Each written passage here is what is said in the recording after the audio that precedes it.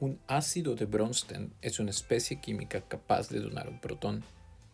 Un protón es lo mismo que un hidrógeno, así se le llama o se le denomina comúnmente en la química orgánica, de tal forma que un ácido de Bronsted es una especie química que puede perder un protón, mientras que una base de Bronsted es una especie química que puede aceptar un protón. Esta es una base de Bronsted y este es un ácido de Bronsted. Así, todas las moléculas tienen una mayor o menor acidez comparadas unas con otras.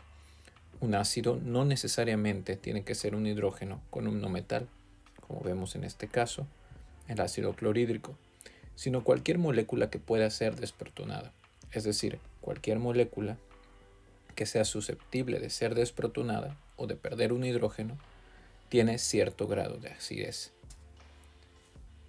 Cuando un ácido se desprotona, se forma una base, que se llama base conjugada del ácido.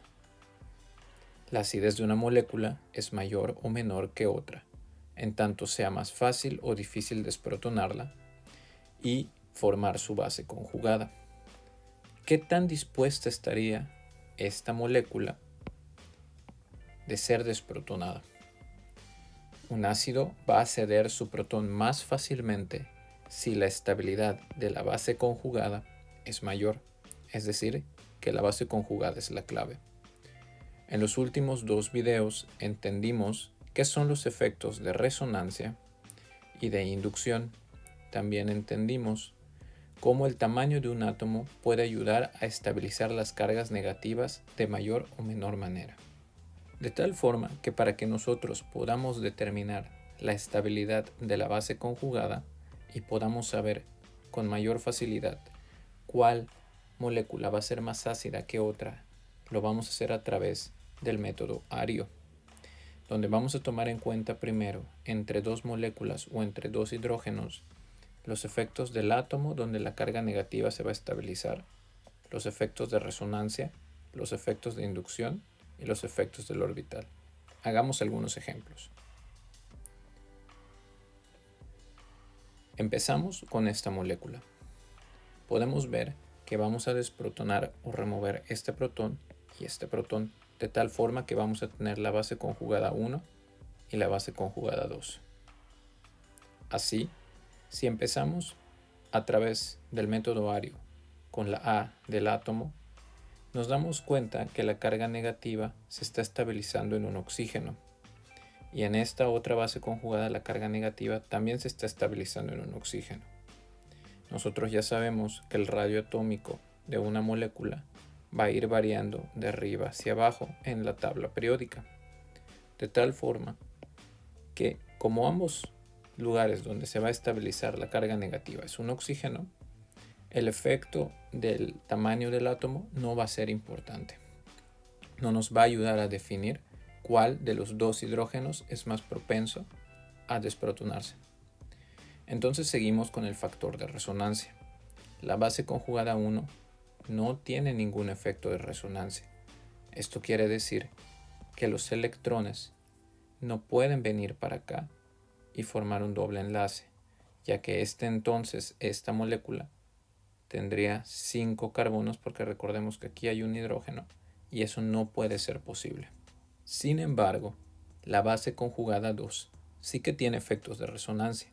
Los electrones de aquí van a poder moverse libremente o deslocalizarse a través de la molécula, de tal forma va a haber un efecto de resonancia en esta parte de la molécula, lo que nos confiere la capacidad de decir que aunque el efecto A de Ario no es relevante para determinar cuál de las dos moléculas o de las dos bases conjugadas se va a formar, el efecto de resonancia sí que lo es, ya que nos podemos dar cuenta que como la segunda base conjugada tiene un efecto de resonancia, es más propenso este hidrógeno a irse que este, ya que si se va este hidrógeno, la base conjugada número 2 va a ser más estable que si nosotros removiéramos esto y formáramos la base conjugada número 1. Si nosotros nos vamos a la segunda molécula, empezamos con la A de Ario, nos damos cuenta que si removemos este hidrógeno o este hidrógeno, la carga negativa se aloja en un carbono. Por lo tanto, Ario la A de ario no nos va a servir para determinar cuál de las dos bases conjugadas es más probable que se forme. Entonces podríamos decir que es irrelevante. Resonancia sería el segundo efecto. Y nos damos cuenta que la base conjugada número 1 puede mover sus electrones para aquí y estos electrones moverse para acá, de tal forma que hay un efecto de resonancia en la base conjugada 1. Mientras que en la base conjugada 2 no existe tal efecto, ya que los electrones se mueven aquí y no hay ningún efecto de resonancia. La base conjugada 1 es más estable y el protón que está más cercano al doble enlace es el protón que es más acídico y que va a ser más sencillo de remover.